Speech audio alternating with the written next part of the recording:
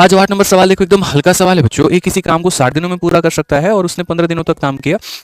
शेष काम को बी ने 30 दिनों में पूरा किया। यदि वे मिलकर के कार्य करे तो कार्य कितने दिनों में पूरा होगा? तो देखो, इसको बनाने का जो तरीका है वो यहाँ पर क्या है।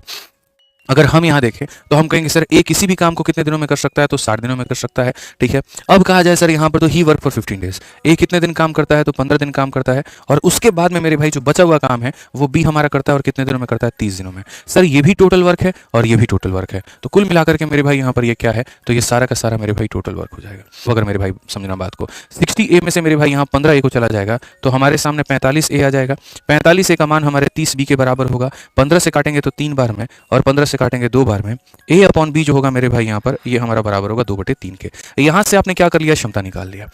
यहां से आपने क्या कर लिया, क्षमता निकाल लिया। ठीक है, कि सर जो काम ए 60 दिनों में कर सकता था वही काम उसने 15 दिन किए, फिर बी ने 30 दिन किए। इस तरीके से करके हमारी क्षमता आ गई। अब कहा गया if they work together the work will be completed in, यानी जो काम ए 60 दिनों में करता है, जो काम ए 60 दिनों में बच्चों करता है, अगर वही काम दोनों मियाँ बीवी मिलकर के करें, ए और बी मिलकर के करें तो कितने दिनों में करेंगे। तो अगर हम यहाँ देखें तो ए का मान कितना है, 2 है, तो यहाँ पर हो जाएगा 2 × 60 और ए प्लस बी का जो मान है वो 5 है और 5 इंटू कितना हो जाएगा, टी हो जाएगा।